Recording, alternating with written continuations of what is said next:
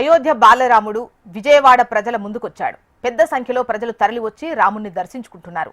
సంక్రాంతి పండుగ సందర్భంగా బాలరాముడు సెటప్ లో ప్రత్యేక ప్రదర్శన ఏర్పాటు చేశారు. దీనిని తిలకించేందుకు వస్తున్న ప్రజలు హర్షం వ్యక్తం చేస్తున్నారు. బాలరాముడి సెటప్ నుంచి మరిన్ని వివరాలు శ్యామ్ మనకు అందిస్తారు.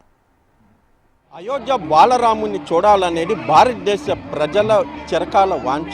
అయోధ్యలో రామాలయం ఏర్పాటు చేశాక ప్రతిరోజు కూడా దేశం నలుమూలల నుంచి వేలాది మంది భక్తులు అయోధ్య వెళ్ళి బాలరాముని దర్శించుకుంటున్నారు. అయితే అది అందరికీ ఇంకా సాధ్యపడటం లేదు. ఈ నేపథ్యంలో విజయవాడ ప్రజలకు చూసుకున్నట్లయితే అయోధ్య బాలరాముని అందుబాటులోకి తెచ్చే ప్రయత్నం అయితే కొంతమంది చేశారు. ఈ నేపథ్యంలో మొన్న సంక్రాంతి నుంచి కూడా ఇక్కడ విజయవాడ భవానీపురంలో చూసుకున్నట్లయితే అయోధ్య రామాలయంకి సంబంధించిన సెట్ని పూర్తిగా అంటే ముఖ్యంగా చూసుకున్నట్టు మనం విజువల్స్ ఇప్పుడు చూడవచ్చు. ఇది అలంకరణ దగ్గర నుంచి లైటింగ్ దగ్గర నుంచి కూడా ప్రతిదీ కూడా ఏదైతే అయోధ్యలో ఉందో దాన్ని యాస్టీస్గా దానినే ఇక్కడ తీసుకొచ్చారు. అలాగే బాలరాముని సెటప్తో పాటు చాలా ఎక్కువ అంటే ముఖ్యంగా ఈ సంక్రాంతి పర్వదినాన్ని పురస్కరించుకొని విజయవాడ ప్రజలకి అందుబాటులో తీసుకొచ్చారు. సాధారణంగా విజయవాడ ప్రజలు చూసుకున్నట్లయితే ముఖ్యంగా ఎంటర్టైన్మెంట్ అనేది విజయవాడ ప్రజలకి చాలా మంది ఎంటర్టైన్మెంట్ అనగానే కూడా ప్రజలు చాలా ఆకర్షితులు అవుతారు. ప్రధానంగా విజయవాడలో చూసుకున్నట్లు కేవలం సినిమా తప్ప మరో ఎంటర్టైన్మెంట్ అనేది విజయవాడ ప్రజలకు లేదు. ఈ నేపథ్యంలో చూసుకున్నట్లయితే విజయవాడ భవానీపురంలో ప్రత్యేకంగా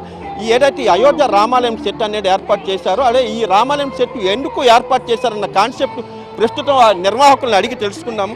చెప్పండి, ఈరోజు అసలు మీరు ఈ రామాలయం కాన్సెప్ట్ మీకు ఎందుకు వచ్చిందండి? ఈ అయోధ్య రామ మందిరం చూడాలనుకున్న చాలా మంది ప్రజలు కోరుకుంటున్నారండి. అక్కడికి వెళ్ళలేని వాళ్ళు పెద్దలు ఉన్నారు, అందరూ చిన్నపిల్లలు అందరూ ఉన్నారు. చాలామంది ఆ దర్శించుకోవడం కోసం మేము ఆ రామ మందిరం కట్టాల్సి వచ్చింది. ఒక్కసారి ప్రజలు కూడా ఎలా ఉందో తెలుసుకోండి మీరు కూడా. మొత్తం ఎన్ని రోజుల పాటు దీన్ని ఈ దాదాపు 2 నెలలు పట్టిందండి. ఇది దాదాపు 2 నెలలు పట్టింది. 80 మంది వర్కర్లతో రెడీ చేయించి వచ్చింది. మేము తమిళనాడు నుంచి చెన్నై నుంచి పిలుచుకొని వచ్చాము మేము వర్కర్లని. చెప్పండి అమ్మా, ఇక్కడ మీరు అయోధ్య రామాలయం అనగానే మనందరికీ కూడా బాలరాముని చూడాలనేది ఒకటి. ఇక్కడ ఎలా ఉందండి?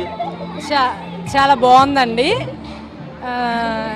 రామ మందిరం సేమ్ అయోధ్యలానే మొత్తం అంతా చాలా బాగుంది. బాలరాముడు కూడా లోపల చాలా సేమ్ టు సేమ్ అట్లనే ఉన్నారు.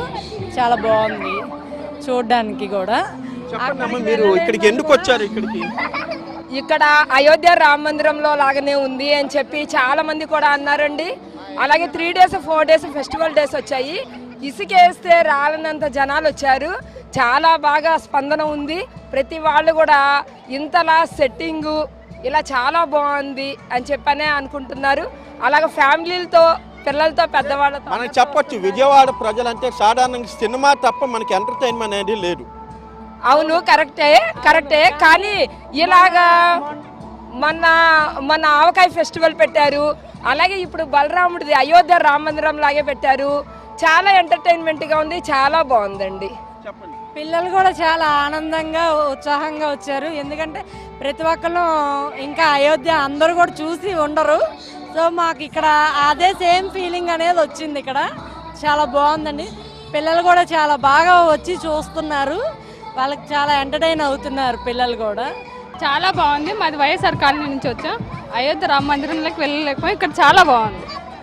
అంటే మొత్తం మీద ముఖ్యంగా ప్రజలందరికీ కూడా విజయవాడ ప్రజలకి అనేది చూసుకున్నట్లయితే ఏదైతే మన సంక్రాంతి ప్రారంభమైంది అయోధ్య రామ మందిరం సెట్ ప్రత్యేకంగా అయోధ్య బాలరాముని చూసేందుకు కూడా ప్రజలు చాలా పెద్ద సంఖ్యలో తరలి వస్తున్నారు. దీంతో పాటు ముఖ్యంగా పిల్లలకి ఎంటర్టైన్మెంట్ కూడా టైటానిక్ షిప్ కానివ్వండి లేకపోతే లండన్ బ్రిడ్జ్ కానీ ఇటువంటి కూడా మొత్తం నిర్వాహకులు ఏర్పాటు చేశారు. ఫిబ్రవరి 28 వరకు కూడా ఈ ప్రదర్శన ఉంటుంది అనేది కూడా నిర్వాహకులు చెప్తున్నారు. కెమెరా పర్సన్ అలోక్తో శ్యామ్, HM TV.